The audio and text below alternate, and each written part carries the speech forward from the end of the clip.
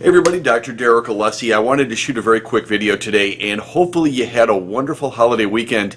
The weather couldn't be nicer, so hopefully you're outside, you're being safe, and you're being very active. And as we wait to get the entire fitness component up and running again in an organized fashion to make sure that we're getting stronger and improving our metabolism, I have met with a little over 100 clients already over the last 2 weeks, going over the nutrition, updating their health history, and getting some measurements. And of course, nutrition and diet is top of mind. So I wanted to shoot a very quick video today. And there's so many aspects of nutrition. In fact, many of you already know, since you've met with me in office, you've been part of consultations with me, you've been to my diet workshops, and you've seen different videos before. There are hundreds of different aspects of nutrition. So we're always trying to do something different and think about nutrition in a different way. But at the same time, simplification is also extremely important. Now, a huge question that people have asked me over 26 years of doing this is, what's more important, the right food selection or total quantity or calories? And the answer is it kind of depends at what stage you're in the level. But what I've seen over the last 26 years, by far and away, the biggest impact is going to be your food selection. Also, too, your food selection is the hardest thing to learn, and it's the hardest thing to practice. But keep this in mind. If somebody said, well, I'm going to eat a 1,000 calorie a day diet, which is extremely low, and for most people I would not recommend that.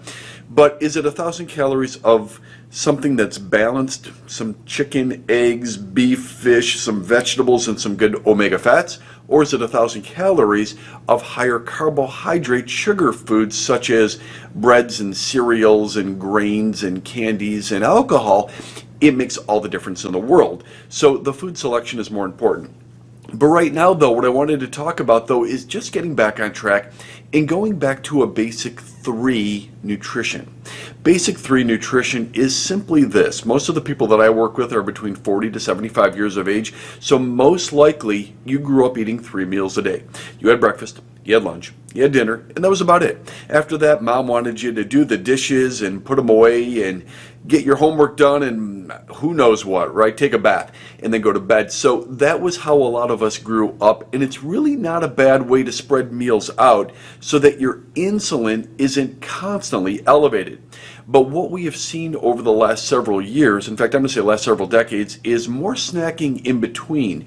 It all started happening in the mid to late 1980s, and then in the 1990s it started running crazy with all of this snacking, especially with kids in between meals. Now, I'm not jumping into snacking right now because there is, yes, a very intelligent way and a good way to do snacking. But when it comes to trying to get your insulin lower so you have less inflammation in your body and that you start dropping body fat and have less cravings, I want you to go back to just the basic 3 to start. Now, for a lot of people who are exercising, you might think, do I have breakfast before exercise or after?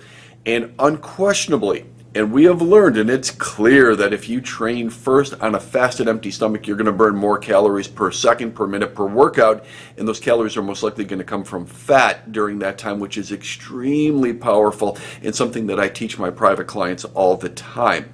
I would eat after, of course. So train first, eat after. Now, some of you might say, well, what if I don't have a full breakfast? What if I just train first and then just jump right into a protein shake? Even better. In fact, if you do that, especially if it's grass-fed, good protein like we have with the New Zealander protein that we have, it's going to be even more beneficial to replace the amino acid breakdown that happens during the training session, which is going to improve your metabolism even more. That's extremely beneficial. So think about exercise, then some nutrition, lunch, dinner. Do that this week. If you do that this week, you're going to be amazed, and the first couple days might be tough, how your cravings start diminishing, how your water weight starts initially dropping, and if you do it long enough, your insulin will drop and your body fat will drop, and it's a great way to get back on track. It's a simple way to jumpstart your results. So hopefully today this video served you. I'm Dr. Alessi, asking you to make the most of your life and live it fit.